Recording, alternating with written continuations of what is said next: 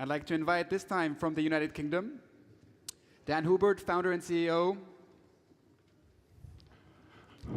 I have a little problem here. Of AppyParking, please.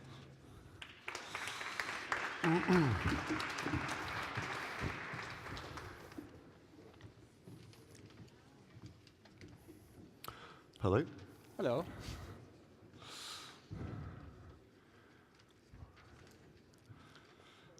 Your time is running from here, right? 3 minutes right now. Hello, my name's Dan Hubert, and I'm the CEO and founder of AppyParking. And it's our mission to make parking a truly forgettable experience. Currently it's not, though. It's a massive, massive problem, and drivers are lost, and it is costing us billions. Billions in overpayments, billions in parking fines, and 30% of all congestion on the roads are from people looking for that space. And this takes away from productivity and from the economy, and that causes billions of drains where it could be going into something else. So that's all the problem. It's the fragmented data, the fragmented solutions, and ultimately this is blocking intelligent mobility, which is required for mobility as a service. So this is a problem for us now. We all got parking tickets. We all hate going into town trying to find the space. So how about for connected cars?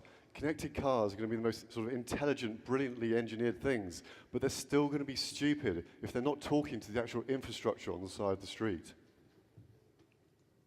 So it's AppyParking's mission to make parking truly forgettable, and we're doing this by providing curbside navigation and automated payments to connected vehicles. So you tell us who you are and what you're doing, and we can show you exactly where to go, down to the nearest meter.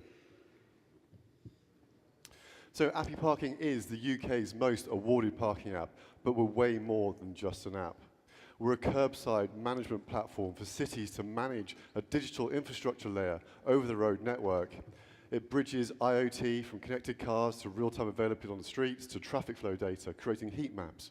It aggregates payments, giving people multiple choices about where to pay and how much.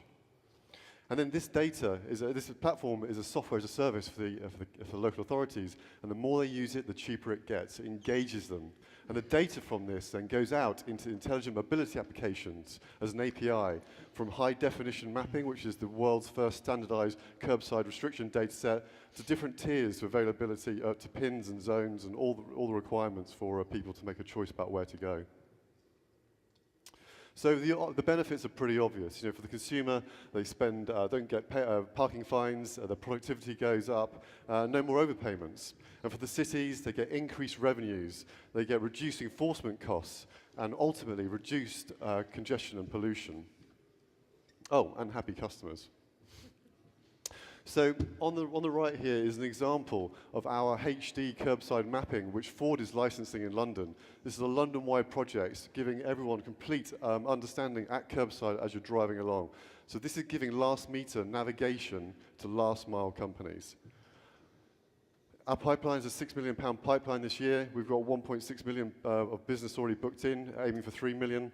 And we're working with Renault Nissan in Paris for connected car technology solutions. We're also working with Visa to do a city demonstrator to do frictionless pay-as-you-go parking using the very latest sensors with Bluetooth.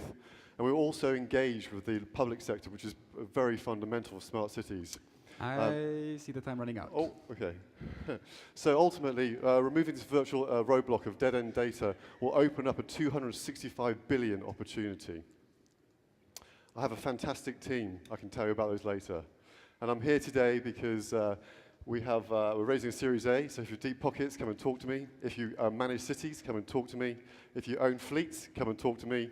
And if you want to make parking forgettable, please vote for AppyParking. Thank you very much. Members of the jury, anything that you would like clarifications on, please. I suggest you stand up. The microphone is here. I hope it works now. How do you make your money? From the cities, from the consumer, or from the OEMs? All of them. That's the split?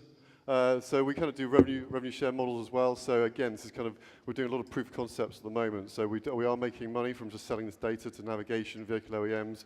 Everyone wants this high definition mapping, but the cities also need, we can give this data back to the cities. So it becomes a sort of a circular economy, which is so much more important than sort of like a Google model, if you like. Thank you. I suggest we open it for the vote now. Please Take back your seat. I invite you. I see that we are doing well on screen. Technicalities are working for us.